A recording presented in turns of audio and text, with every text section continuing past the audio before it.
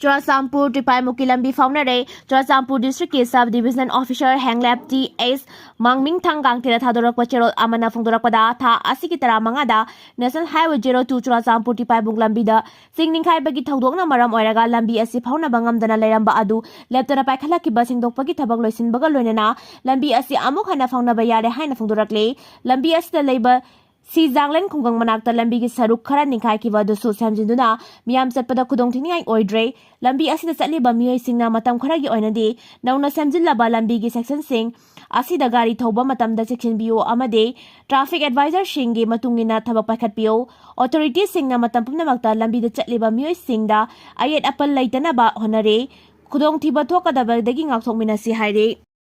Tengkang ahum lakta IDP singi mayum da hanjilhan gani haiba thaurangda more kangpokpi amasung Churachanpur dagi lanjilakpa sing yauramdre more amasung Churachanpur dagi lanjilakpa singi committee ahungi mihon mapan na governor onaduna makhoibu hanjilhan gadaba matam pibiyo haijakre Manipur lenga kis maikai dagi chief secretary Oiramba Prasad Kumar Singana mamang thagi marida hotel infant gi changai hall da bangthokiba Manipur State Commission for Scheduled Tribes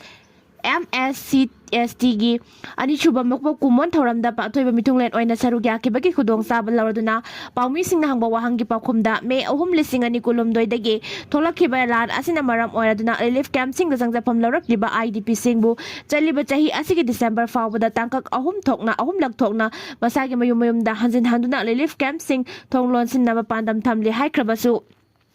masagi mayum da hanjin ba yadaba IDP singna lengakna saba prefabricated housing da laikikani haina phungdorakibagi chap chaba masak ngasi tholakre ngarang numit yung matung pung baroga minitra mga rom tarakpadagi hauraduna more amasung Churachanpur dagi lanjilaktuna hojik fawba relief camp singa jangjapham lawrakliba miyoi singi committee ahungi mihut mapanna Raj Bhavan da governor ga unakre governor ga unaduna wari sanabada Maitai Council more MCM amasung Committee on Protection of Maitai Victims Moregi Mihut Taru amasung Churachanpur dagi lanjilakiba IDP singi Churachanpur United Committee gi mihut ahumpuna mihut mapana sarugyaki haire more amasung Churachanpur dagi lanjilakiba IDP singi committee singa unakibagi wapam Raj Bhavan gi Governor Secretariat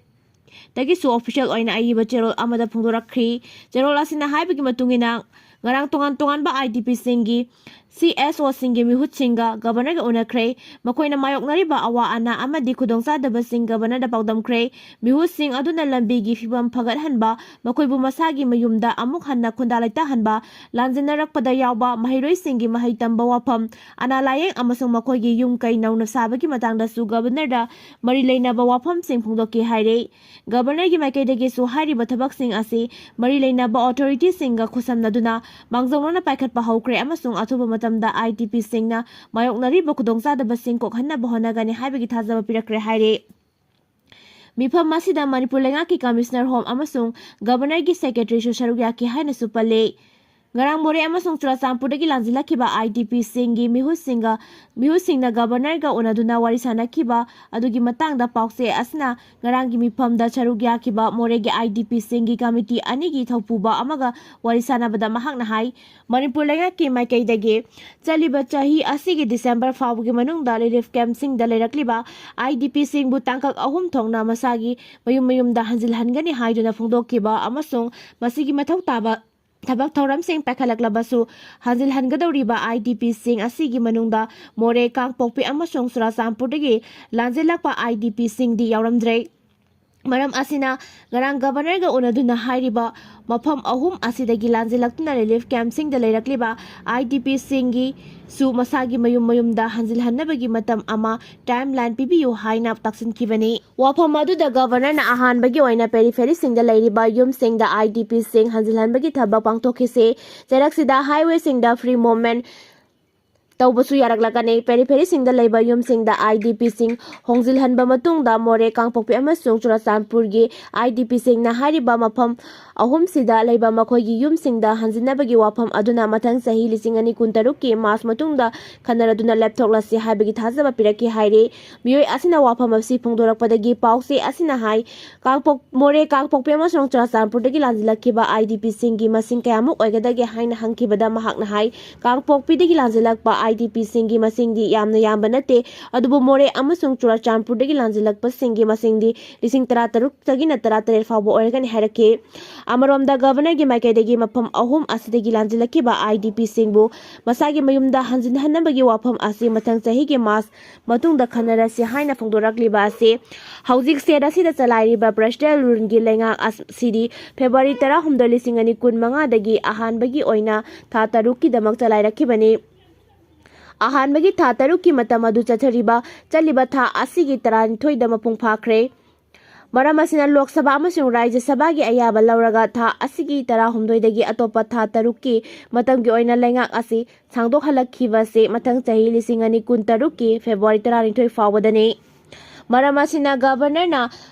mafam ahum asidagi lanjilakpa IDP sing mayumda hanjin hanbagi wafa mathang chahi gi mas matungda khanarasi hairakliba ase matam adu fawba PR gi lengak asi makhatana sangdorakhi gadra natragana karamba makhl gi lengak laigadage haina pause asina hangba wahangi paukumdade makna wafam adumadi aikhoigi mihut singi maikaidagi governor na phongdoraklamde haina makhataraki aduga Manipur lengak ki maikaidagi su tangkak ahum tauna IDP singbu masagi mayumda hanjil hangani haiduna phongdokhiba matamda hongjinba yadriba singdi prefabricated housing da hongjilagani haiba wafam phongdorakibani haire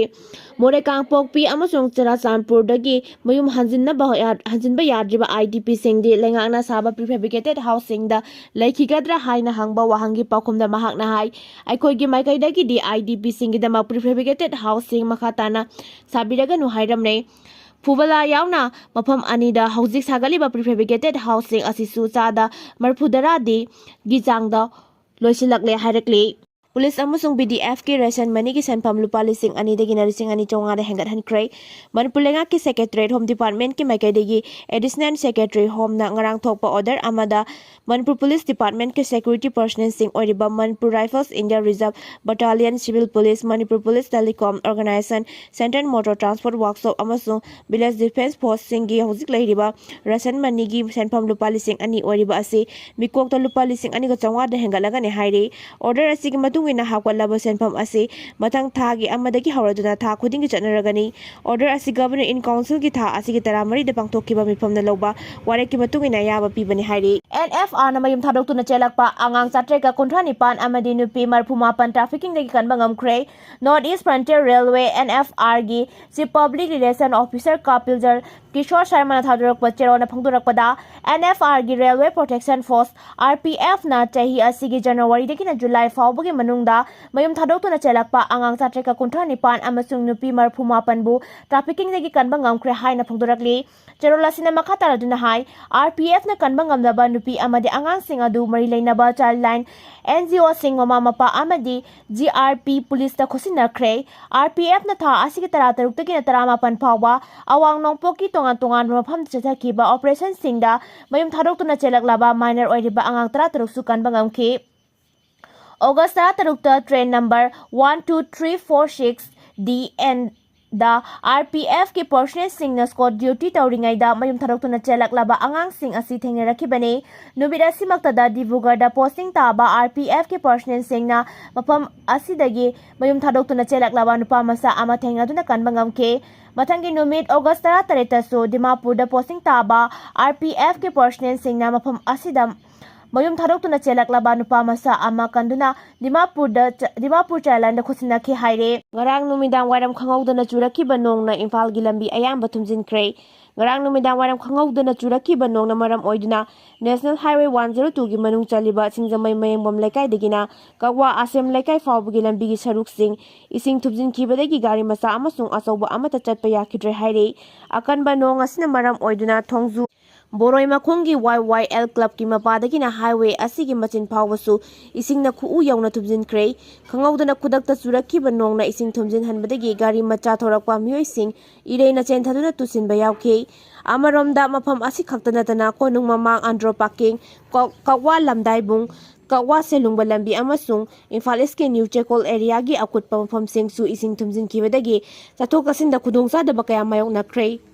Lamfen Pata Laiba ICAR dagi phangba paw amagi matung inna ngarang numidang waram sukiba nong adu MM 194 fawbagi changda Lamfen area da chuki hai